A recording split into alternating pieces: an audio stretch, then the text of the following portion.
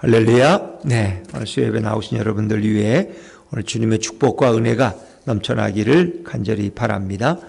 자, 오늘은 편면적 유대인 혹 또 이면적 유대인 이런 제목으로 함께 은혜 나누기를 원합니다.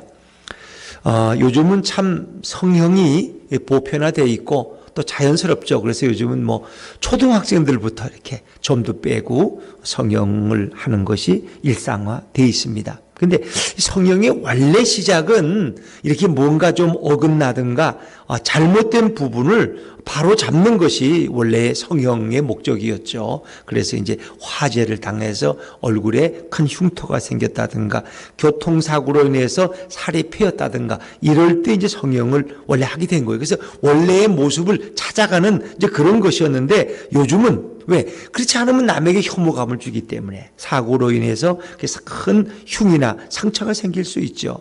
근데 이제 요즘은 어떻습니까?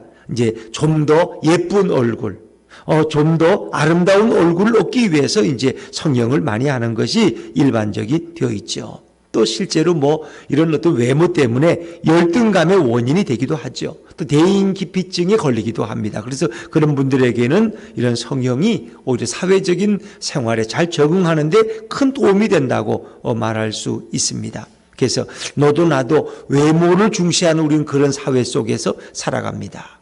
뭐 잘생긴 얼굴이 나쁠 리가 없죠. 그 잘생긴 얼굴이 더 잘생기면은 또 그에게도 유익이 된다고 보겠죠. 자, 그런데 더 중요한 게 있어요. 우리가 아름다운 외모만큼 우리의 속 사람도 더 아름다워지고 더 성숙해져야 하는 것입니다. 그러나 일반적으로 우리는 이제 외형은 다 아름다워지고 모든 것이 다 이렇게 참 보편화되어 가는데 우리의 속은 정말 우리의 외모처럼 더 아름다워질까? 우리의 신앙은 더 성숙되어질까? 하는 이런 우린 질문을 하게 됩니다. 그래서 전에 농담 삼아 그런 유머가 많았죠.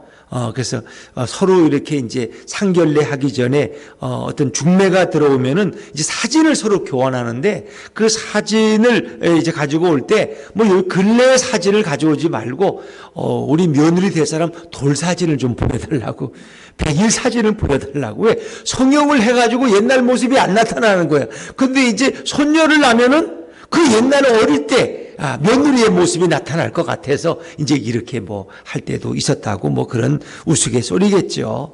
성형을 한다고 해서 근본이 바뀌지는 않아요. 그러니까 또 그것도 뭐 일리가 있다고 봐야 되겠죠. 여러분, 지난주에 우리는 로마서 2장 1절부터 11절까지의 말씀을 가지고 남을 판단하지 말라. 사실 누구를 판단할 자격이 우리에게는 없습니다. 왜냐하면 남을 판단하는 것은 곧 자기를 정죄하는 것이 될 수 있기 때문에 또 남을 판단하고 정죄할 정도로 완벽한 사람도 없기 때문입니다. 그래서 하나님은 사람을 외모로 취하지 아니한다 그랬습니다. 우리는 자기가 가지는 어떤 율법적인 자격, 어떤 유대인들이 가지고 있는 어떤 신앙의 어떤 특성, 어떤 그런 것을 남에게 다른 잣대로 그들에게 판단하거나 정죄하지 말라는 것입니다. 그래서 우리는 하나님께서는 그가 유대인이든 이방인이든 그의 외형이나 그의 어떤 그 인맥이나 그의 어떤 조상의 어떤 그런 모습을 보고 판단하지 않으신다. 그가 지금 어떻게 하나님을 사랑하고 하나님 앞에 어떤 중심을 가지고 있느냐 하는 것입니다. 그러니까 뭐 외적인 환경, 외적인 자격이나 조건도 중요하지만 하나님은 그의 속 사람을, 그의 중심을 더 중요하게 여기신다. 그래서 하나님은 우리의 중심을 보시는 분이다. 이렇게 성경은 말씀하고 있습니다. 참 유대민족은 우리가 보면 볼수록 참 특별한 민족이죠. 왜냐하면 그들은 나라가 망하고 2000년 동안 나라를 잃어버리고 세계 곳곳에 이 서름과 학대를 받으면서 흩어져 살던 민족이 유대민족이에요. 그것도 20년이 아니고 200년이 아니고 2000년 동안 나라가 없었어요. 그들은 그저 해외에서 여기저기 학대받으면서 그렇게 살아가던 사람들이 바로 유대인들이에요. 근데 그들은 2000년 만에 나라를 회복했어요. 시오니즘 운동이라고 그래가지고 1947년인가요? 그들은 지금의 팔레스타인 땅을 다시 차지했어요. 참 역사에 이런 일이 과연 있을 수 있을까? 거의 뭐 불가능한 일이죠. 그런데 그런 의미에서 유대 민족은 참 특별한 민족이에요. 그들은 뭐 그들의 역사 속에서도 또 바벨론에 70년 동안 끌려가 있다가 다시 또 돌아온 것만 봐도 그게 참 놀라운 일이죠. 유대 민족은 참 특별한 민족. 그래서 유대인들은 뭐가 강해요? 프라이드가 강해요. 프라이드. 자긍심이 강해요. 유대인 자신의 그 긍지, 정체성이 아주 강해요. 그래서 유대인들은 다른 이방인들과 특별하다는 거예요. 우리는 하나님의 선민이라는 거예요. 하나님이 우리를 많은 민족 가운데 특별히 빼어난 민족으로 택했다는 것입니다. 그들은 자부심이 많아요. 자, 그런데 우리가 이제 구약에 보면은 이런 말씀도 있어요. 너희가 숫자가 많은 연고가 아니라는 거예요. 너희가 특별히 잘나서 내가 너희를 선택한 것이 아니라 오히려 너희는 숫자가 적고 너무 부족하기 때문에 내가 너희들을 선택했다는 거예요. 근데 유대인들은 그렇게 생각 안 해. 자기들이 아주 특별하고 빼어난 민족이고 아주 잘났고 머리도 비상하기 때문에 하나님이 많은 민족 가운데 자기들을 선택했다. 그런 착각 속에 살아가죠. 자, 우리 오늘 17절, 18절 말씀을 한번 읽어볼까요? 17절, 18절입니다. 시작. 유대인이라 불리는 내가 율법을 의지하며 하나님을 자랑하며 율법의 교훈을 받아 하나님의 뜻을 알고 지극히 선한 것을 분간하며 유대인이라 불리는 내가 율법을 의지하며 하나님을 자랑하며 그들이 제일 자랑하는 게 하나님 자랑하는 하나님은 우리 여호와 하나님, 우리 조상의 하나님이라. 아브라함의 하나님, 이삭의 하나님, 야곱의 하나님. 그렇잖아요. 우리는 뭐 세종대왕의 하나님 이런 건 없잖아요. 우리는 그죠? 이순신의 하나님을 우리는 그런 건 없잖아요. 그런데 유대인들은 아브라함의 하나님, 야곱의 하나님, 이삭의 하나님, 자기 조상의 하나님이고 곧 자기의 하나님이라는 그 하나님을 자랑해. 그리고 그들은 율법을 자기들에게 주신 하나님의 선물로 안다는 거죠. 원래 이 유대인이라고 하는 말은 우리가 이제 영어로 쭈라고 그래요. 쭈. 이것은 12형제, 12지파 가운데 넷째인 유다에게서 유래한 말이에요. 원래 유다는 말 뜻은 칭찬 혹은 찬송, 찬양 그런 의미를 가지고 있어요. 그러니까 유대인이라는 것은 하나님을 찬양하는 사람들, 하나님을 찬양하는 민족이 돼야 돼. 근데 사실 유대 역사에 보면 그들은 하나님을 찬양하기도 했지만은 하나님의 마음을 아프게 하고 하나님 앞에 우상 숭배하고 하나님 앞에 배신하고 이런 역사가 사실은 더 많죠.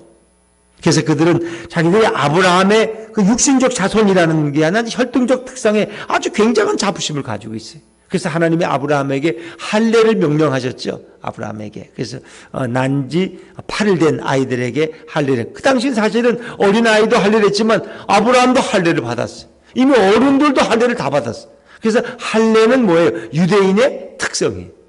혹시 할례가 뭔지 아시죠? 아내나 집사님이 안다 그러니까 설명 안 해도 되겠다. 그죠? 유대인들은 다 할례 받았다. 할례. 그래서 유대 민족이 가진 특성들. 그들은 막 화장실에 갈 때마다 자기가 할례 받은 표정을 늘 볼 수 있겠죠. 특히 남성들은. 그러면 자기가 나는 유대인이야. 유대인의 긍지와 자부심을 늘 그들은 가지고 살았다는 거예요. 할례에 대한 자부심. 또 한 가지는 율법을 받은 민족이라는 거예요. 다른 민족에는 율법이 없어요. 그 율법을 토라라 그래가지고 등불 혹은 빛이라는 의미예요. 자기들은 열방의 빛이 되는 민족이라는 거예요. 열방에. 그래서 그 율법, 토라에 대한 자부심이 대단하죠. 그래서 어릴 때부터 그들은 그 율법을 암송하고 율법을 배우고 또 그걸 이마에 쓰고 문지방에 달고 손목에 메고 이런 것이 그들에게는 아주 자랑스러운 거예요. 율법. 또 한 가지는 하나님의 백성이라는 그 긍지. 그렇죠. 그래서 그 예루살렘에 가면은 이제 보는 게 그 정통 유대인들은 이렇게 베레모 같은 이런 작은 모자를 쓰고 다녀요. 깃도라고 하는 건데 그 베레모처럼 근데 좀 작아요. 유치원 애들 이렇게 쓰는 동그란 모자 그런 걸 어른들이 쓰고 다닌단 말이에요. 그게 깃도라 그러는데 그게 하나님의 백성이라는 표식이에요. 그냥 긍지. 그래서 심지어 전쟁에 나가도 철모 안에 그 깃도를 쓰고 나가. 깃도 위에 철모를 써. 왜? 나는 전쟁에 나가서 죽어도 하나님의 백성이라는 거예요. 참 그 긍지가 대단해요. 그러니까 긍지가 있다는 것은 뭐예요? 특권의식이나 우월감이 있다는 거예요. 그러니까 자기는 할례를 받은 민족이고 율법을 가진 민족이고 하나님이 우리의 조상의 아버지고 이런 자부심 때문에 그들도 모르게 특권의식이 있어요. 그러니까 이방인들을 우습게 알아. 이방인들은 구약에서도 말하면 저건 저 지옥의 불쏘시개들이 이방인들이야. 그 인간으로 별로 취급을 안 해. 그리고 뭔가 우월감을 가지고 있다는 우월감. 이 특권의식. 근데 이게 좋은 게 아니죠. 자기들만 선민이라고 하는, 하나님이 우리만 택했다고 하는 이런 지나친 자부심이 오히려 이방인들을 깔보는 이런 나쁜 성격을 가지고 온 것이죠. 그래서 그들은 자신들이 율법을 가진 민족이기 때문에 자신들은 특별한 민족이라, 특별한 족속이 이스라엘이라는 거예요. 자, 어느 자부심을 가졌느냐 한번 읽어보세요. 자, 19절 20절 말씀, 19절 20절입니다. 시작. 맹인의 길을 인도하는 자요, 어둠에 있는 자의 빛이요, 율법에 있는 지식과 진리의 모본을 가진 자로서 어리석은 자의 교사요, 어린아이의 선생이라고 스스로 믿으니. 그런 자부심이 있어요. 그 율법의 교훈을 받은 그들은 자기들은 하나님의 뜻을 안다는 거예요. 이방인들은 몰라. 그리고 자기들은 선한 것을 분별할 줄 안다는 거예요. 선악을 분별해. 왜? 율법 때문에.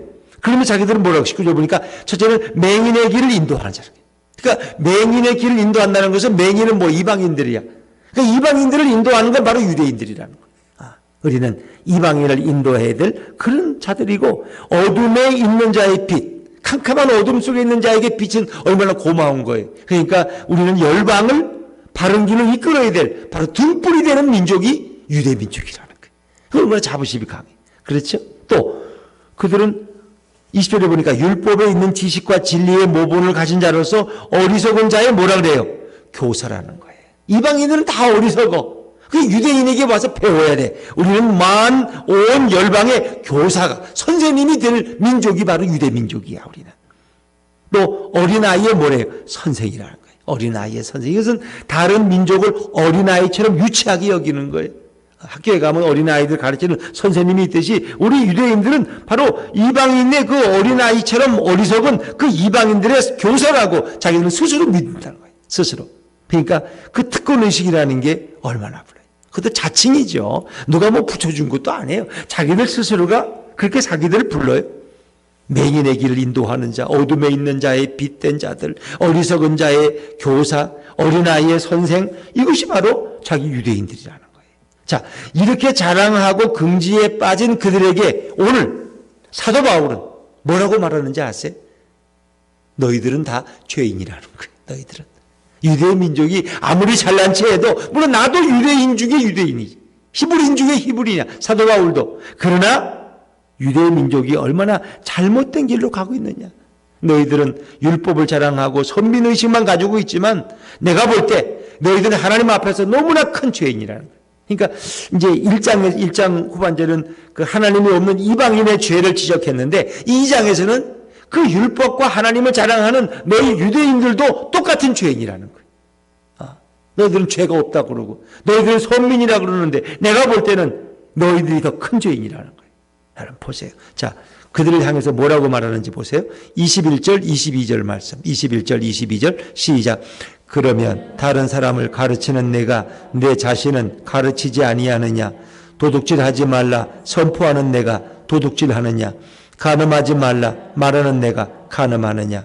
우상을 가증히 여기는 내가 신전 물건을 도둑질하느냐. 그렇죠. 23절 율법을 자랑하는 내가 율법을 범함으로 하나님을 욕되게 하느냐. 그들은 그들의 종고 아픈 부위를 찌르는 아픈 부위를 찌르는.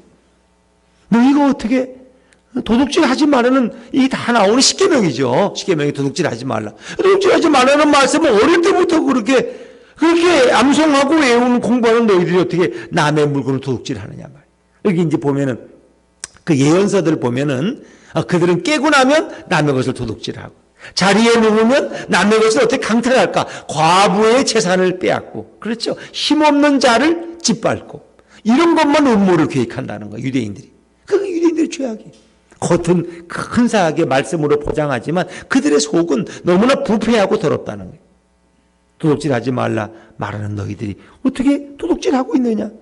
다른 사람을 가르치는 너희들이 어떻게 너희 자신들은 왜 가르치지 못하느냐 말이야.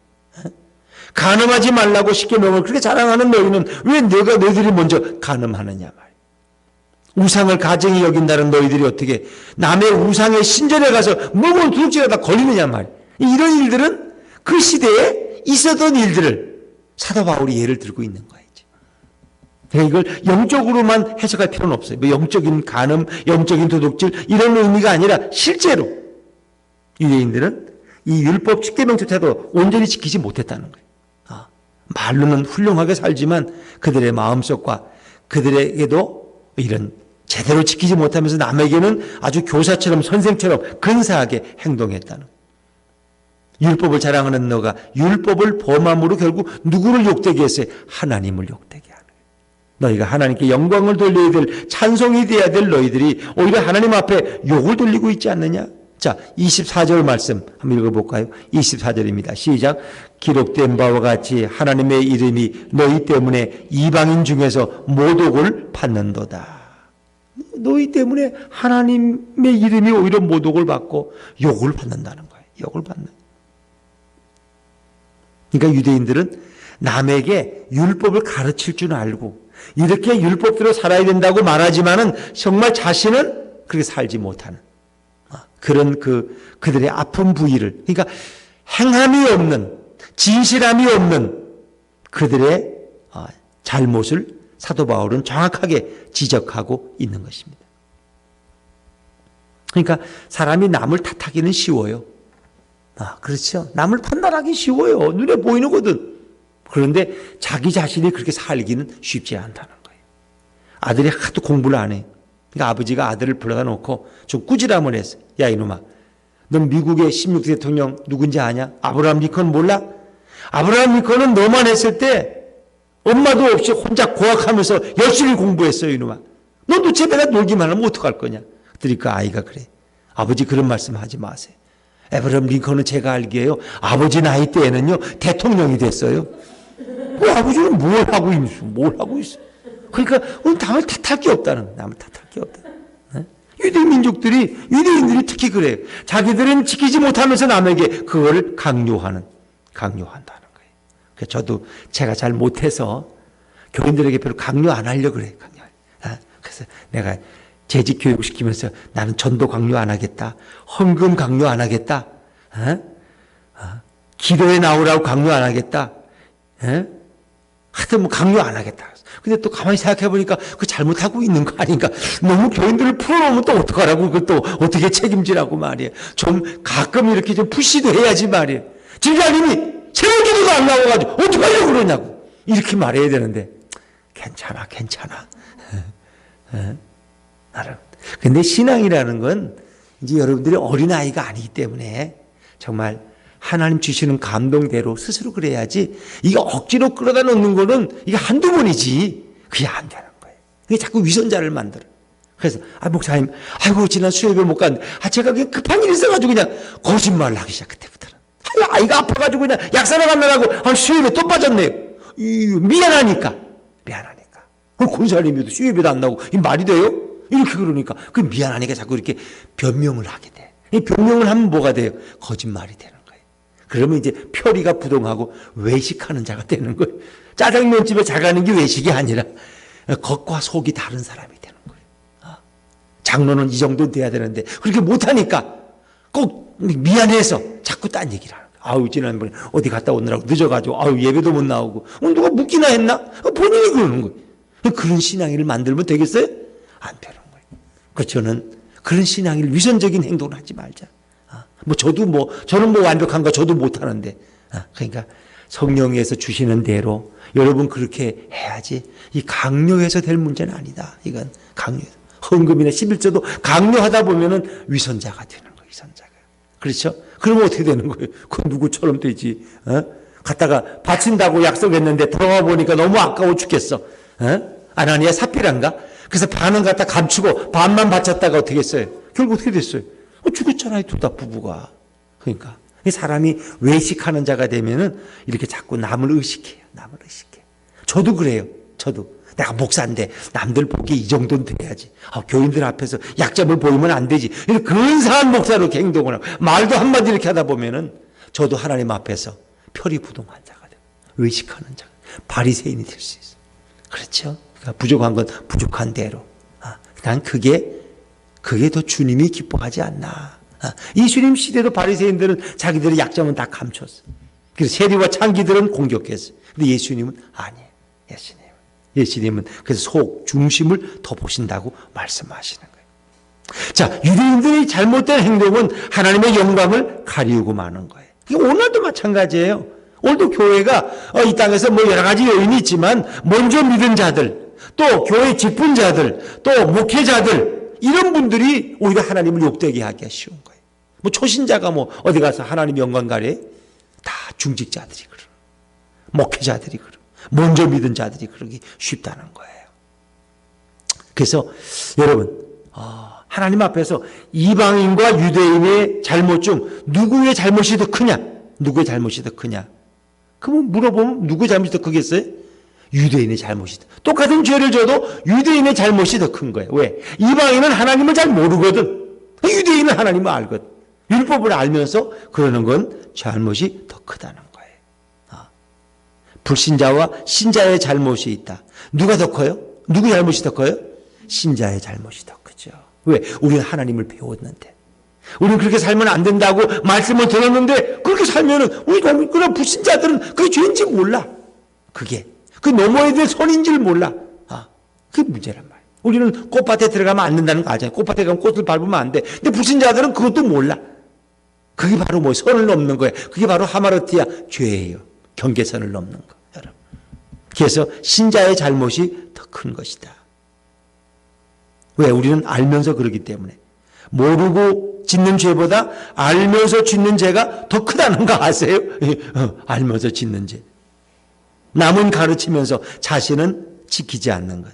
이게 이제 늘 우리가 돌아봐야 될 문제. 그래서 우리가 참 하나님 앞에서 우리가 정직하고 사람 앞에서도 이렇게 정직하고 솔직하려는 것들이 참 중요하죠. 근데 우리가 그렇게 살기가 쉽지 않아요. 왜? 자신의 어떤 권위나 자신의 어떤 그런 것 때문에. 이게 참 어려운 거예요. 이게 자신도 모르게 이렇게 외식하는 자가 된다는 것이 하나님 앞에서 제일 나쁜 모습이에요. 나쁜 모습. 예수님이 뭐라 그랬어요? 마태복음 23장 13절 말씀 제가 한번 읽어볼게요. 아니 같이 읽죠 뭐. 마태복음 23장 13절 한번 찾아보시겠어요? 마태복음 23장 13절. 마태복음 23장 13절. 마태복음 23장 13절. 다 찾았으면 아멘 하세요. 네, 한번 같이 읽어볼까요? 23장 13절 시작. 화 있을진저 외식하는 서기관들과 바리새인들이여, 너희는 천국문을 사람들 앞에서 닫고 너희도 들어가지 않고 들어가려 하는 자도 들어가지 못하게 하는도다. 그렇죠. 뭐 이게 이제 그 바리새인에 대한 그 7가지인가 예수님의 이제 책망이에요. 화 있을진저, 화 있을진저. 화 있을진저 외식하는 서기관들과 바리새인들의 15절에 16절 화 있을진저 눈먼 인도자요. 자기들은 아까 맹인의 인도자라고 그랬잖아요. 근데 너희들 자신이 눈먼 인도자라는 거예요. 아니, 인도자가 눈이 멀었는데 뭐 누구를 인도해? 안 그래요, 여러분? 이 참 그들의 그 모습들이 주님 보실 때도 너무나 안타까운 거죠. 안타까운 거예요. 또 우리 25절 마태복음 23장 25절 한번 읽어볼까요? 영 찾았으니까 25절 시작.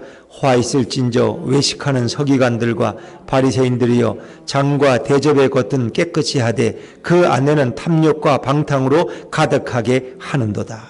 겉은 깨끗하게 회칠한 무덤처럼, 근데 속이 더러워. 속이 더러워. 그래서 26절에 보니까 눈먼 바리새인이여, 너는 먼저 안을 깨끗이 하라. 그리하면 겉도 깨끗하리라. 안을 깨끗하게. 27절에 회칠한 무덤 같다는 거예요. 겉은 아름답게 보이나 그 안에는 죽은 사람의 뼈와 모든 더러운 것이 가득하도다.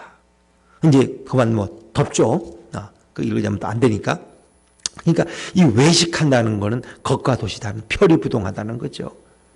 그래서 마태복음 7장 21절에도 예수님 그런 말, 나더러 주여 주여 하는 자마다 천국에 들어갈 것이 아니요 다만 하늘에 계신 내 아버지의 뜻대로 행하는 자라야 들어가리라. 그러니까 유대인들은 남을 잘 가르치고 똑똑해서 아는 것도 많고 지식도 많은데 자기들은 지대로 행하지 그렇게 살질 못한다는 거예요.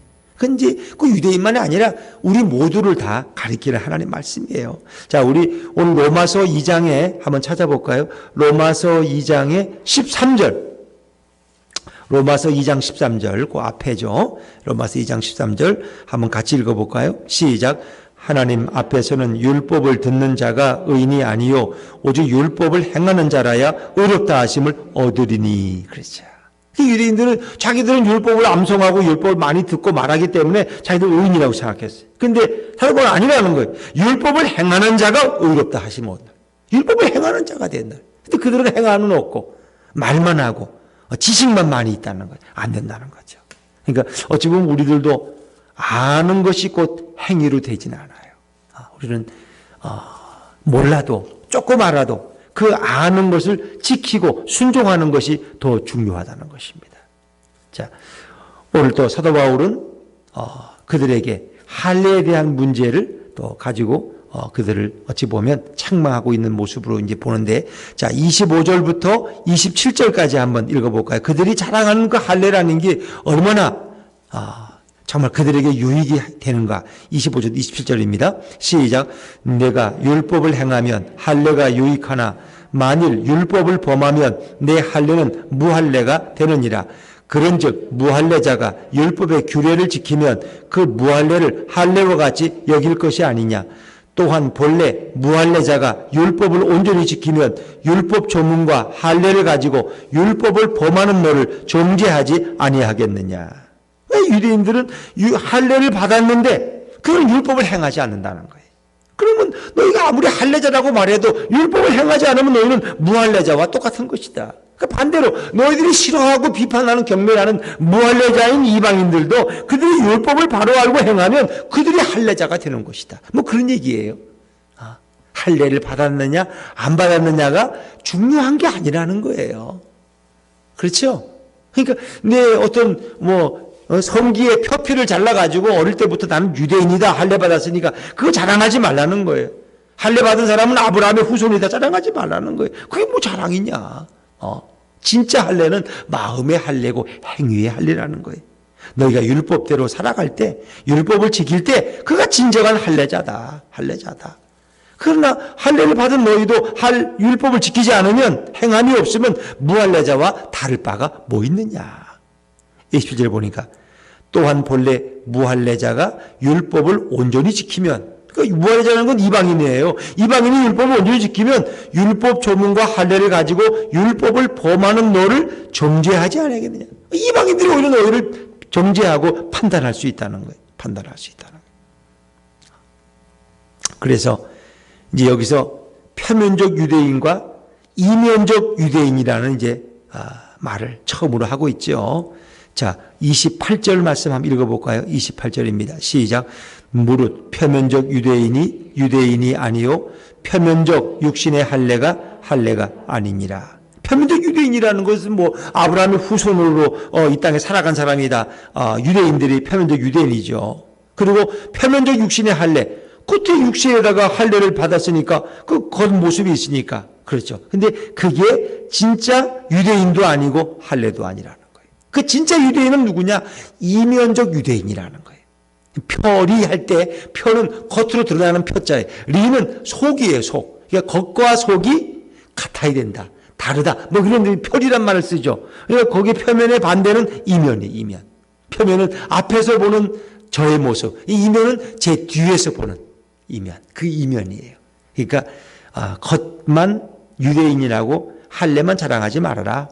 그게 진짜 유대인이 아니다. 진짜 이면적 유대인이 진짜 유대인이다. 자, 29절 말씀입니다. 29절 시작. 오직 이면적 유대인이 유대인이며 할례는 마음에 할지니 영에 있고 율법 조문에 있지 아니한 것이라. 그 칭찬이 사람에게서가 아니요 다만 하나님에게서니라. 진짜 할례라는 거는 뭐예요? 육체에다가 할례 받는 게 아니라 마음의 할례. 그러니까 마음의 할례를 어찌 보면 정말 영혼에 성령의 감동이 있고 그가 거듭난 그런 모습. 그게 바로 마음의 할례고 하는 영적인 할례죠. 육신적인 할례를 자랑하지 말아라. 그래서 육신적 할례만 자랑하고 우리 조상이 아브라함이라고 자랑하는 너희들은 표면적 유대인인데 표면적 유대인들은 오히려 외식하는 자가 되고 율법을 제대로 지키지도 않는 이런 거짓 유대인들이 너무나 많다는 거예요. 그러나 이면적 유대인은 내적으로 영적으로 진짜 성령의 세례를 받은 진정한 유대인이 이면적 유대인이라는 거예요. 그는 영으로 할례받은 자다. 육으로 할례받은 자가 아니라. 그래서 우리도 육으로 크리스찬이 아니라 영으로 크리스찬이 되어야 할 줄로 믿습니다. 나는 우리 아버지가 장로님이고 권사님이고, 그래서 나는 원래 크리스찬 집안에 태어나서 기독교 집안 출신이야. 뭐 육신적인 크리스찬이죠, 세상적으로. 그러나 우리는 그거보다는 정말 예수 그리스도를 영접하고 그 성령의 감동 가운데 내 영혼이 거듭난 영적인 그리스도인이 돼. 영적인 그리스도인이 돼. 그래서 육적인 그리스도인이 너무나 많죠. 우리 조상을 얘기하면 벌써 할아버지가 뭐셨고 아버지가 뭐였고 우리 누가 선교사님한테 성경 공부를 했고 그런 얘기인데 아무리 말하면 뭐예요? 나는 그거하고 상관없는데, 내 안엔 예수가 없는데. 그렇잖아요. 그러니까 우리도 표면적 크리스찬이 되면 안 돼요. 우리는 이면적 크리스찬이 되어야 돼요. 그래서 정말 할례의 참뜻이라는 것은 이런 표피, 육신의 어떤 표피를 잘라내는 것이 아니라 그 마음의 가죽, 마음의 정욕을 베어버리는 것이 정말 영적으로 하나님께 속해지는 신령한 생활을 할 수 있는 것이다. 여러분, 결혼 반지라는 건 왜 끼는지 아세요? 결혼 반지. 그는 정말 한 남자와 한 여자가 자기 아내나 자기 남편 한 사람만 사랑하겠다는 표식이 결혼 반지예요. 그래서 자기가 사서 끼죠, 결혼 반지는. 그래서 교환하잖아요. 내 마음을 담아서 당신의 손에 끼워주고 당신은 또 결혼 반지를 나한테 끼워줘. 그러니까 그 서로 사랑하는 마음을 우리 변치 않고, 오직 신랑은 신부만을 사랑하고 신부는 신랑만을 사랑. 그게 바로 결혼 반지의 표식이에요. 근데 결혼 반지를 끼고 다른 여자, 다른 남자만 찾고 다닌다면, 바람 핀다면 그건 안 낀 것보다 못한 거 아니에요. 그렇죠? 그렇죠? 그러니까 할례가 구원을 보장하지를 못해. 결혼 반지만 낀다고 바람 안 피나요? 결혼 반지 끼고도 바람 필 수 있고 엉뚱한 길 가는 사람 많죠. 그러나 결혼 반지가 없어도 정말 진실한 아내나 남편이 더 많죠. 할례도 마찬가지. 육신의 할례가 구원을 보장한다, 보장하지 않는다? 보장하지 않는다. 할례 받았다고 유대인이라고 아브라함의 후손이라고 구원받을 수 없다는 거예요. 율법으로 구원받을 자가 있어요, 없어요? 구원받을 자가 없어요. 율법으로는 죄를 깨닫는 역할만 하는 거야. 의리는 없나니 하나도 없어요. 오직 예수 그리스도를 믿음으로 구원받는 줄로 믿습니다. 유대인들은 근데 자기가 죄인이라는 걸 몰라. 그러니까 그들은 구원이 너무 먼 거예요. 내가 죄인이라는 걸 알아야지. 내게 예수님이 필요하고 예수님의 그 보혈 공로가 내 심령에 뿌려질 텐데, 내가 죄인이 아닌데 예수가 나한테 뭐 필요해?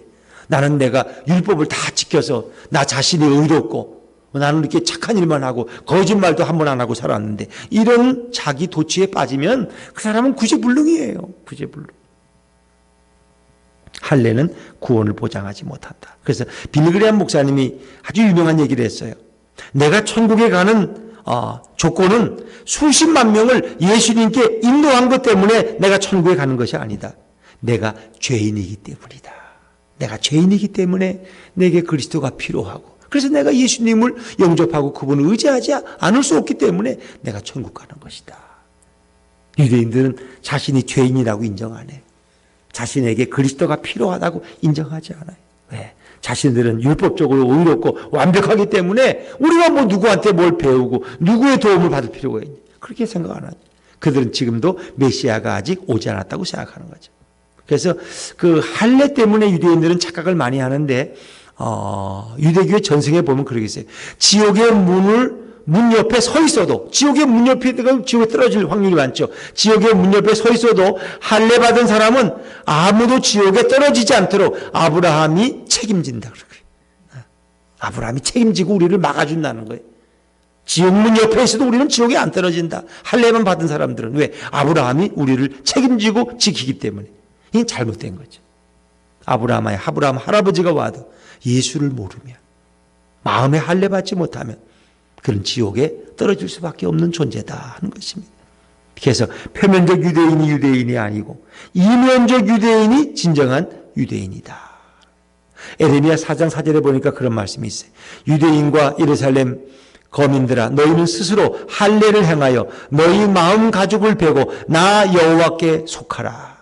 너희는 스스로 할례를 행하라. 너희 마음 가죽을 베라. 육신의 가죽을 베라는 게 아니라 너희 마음 가죽을 베라. 너희 마음 가죽. 그 마음의 완악함, 마음의 고집, 마음의 불순종, 그걸 베어버리라는 거예요. 베어버리라는 거예요. 그리고 나 여호와께 속하라. 그 얘기는 바꿔 말하면 너희가 나 여호와께 속하지 아니했다는 거예요. 너희는 착각 속에 빠져 있어. 아브라함 후손은 다 구원받아. 할례 받은 자들은 반드시 천국에 가. 절대 지옥에 안 가. 이런 잘못된 그들의 미신 때문에 그들은 예수님을 영접하지 못하고 결국 예수님께 하나님께 속하지 못한 거예요. 그러니까 결국 순종이 제일 중요한 거예요. 율법을 지식으로 많이 아는 것보다 더 중요한 것은 율법을 행하는 거예요. 그래서 2장 10절에도 오직 율법을 행하는 자라야 의롭다 하심을 얻으리니 그랬습니다. 순종이 제일 중요한 거예요. 순종이 없는 율법은 아무 의미가 없어요. 순종이 없는 할례는 아무 가치가 없는 거예요. 그래서 표면적 유대인이 그럼 어떻게 이면적 유대인이 될 수 있느냐, 이게 중요하죠. 표면적 유대인이 이면적 유대인이 되려면 어떻게 될까요? 성경에 보니까 내가 죽어야 돼요.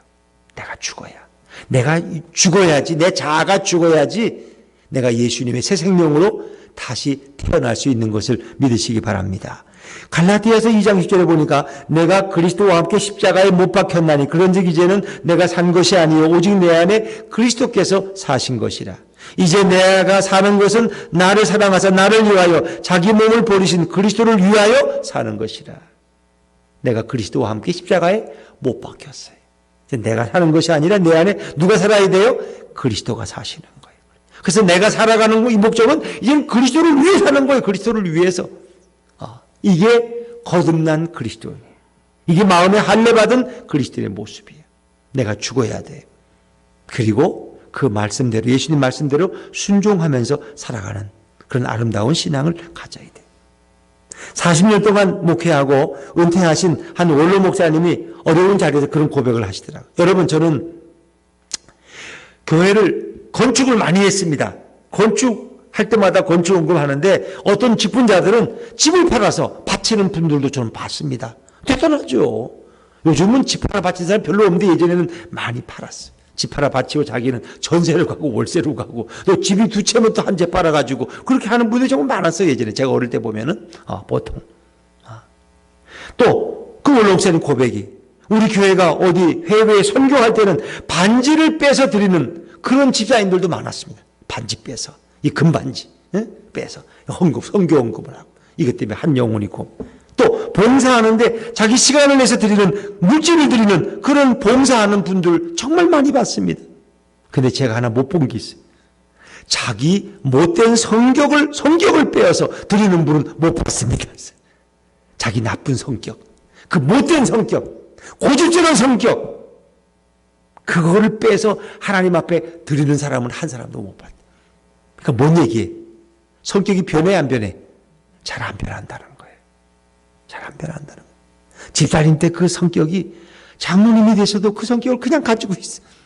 뭐 열심히 봉사하시고 더 헌금도 더 많이 하고 하시지만 그 성격은 못 고쳐. 그 성격은. 그러니까 어떻게 해? 진정한 할례라는 것은 그 성격을 배워서 주님께 내어드려야 돼. 내 성품, 내 고집, 내 완악함, 내 교만을 잘라서 주님께 드려야 돼요. 정말 그걸 어떻게 가능해요? 내 안에 누가 계실 때? 예수님이 계실 때. 내가 나를 주관하는 것이 아니고 예수 그리스도가 내 인생의 주인 될 때, 내 심령의 왕좌에 주님이 앉으실 때 그게 가능해요. 그게 진정한 마음의 할례고 성령의 할례라는 거예요. 당신 안에 누가 살고 계십니까? 우리 아내나 집사님 마음에는 누가 계세요? 남편을 너무 사랑하기 때문에 남편이 마음에 계세요? 예수님이 계실 줄로 믿습니다. 김영민 집사님도 예수님이 내 마음 중심에 계시는 거예요. 그렇죠? 예수님이 내 마음의 중심에 계실 때 주님이 계시는 거예요. 그가 바로 영적인 할례 받은 자고 영혼이 거듭난 자고 예수님께 영광 돌리는 성도의 삶입니다. 이런 사람이 표면적 유대인이 아니고 이면적 유대인이고 표면적 크리스찬이 아니고 이면적 영적인 크리스찬이 되는 거예요. 오늘 우리 수요예배 나오신 분들은 이렇게 정말 자기의 잘못된 것들을 주님 앞에 내어드리고 예수님과 함께 죽었다가 다시 예수님과 함께 살아나서 예수님만을 위해 살아가는 아름다운 이면적 그리스도인들이 다 되시기를 주의 이름으로 축원합니다. 기도하겠습니다.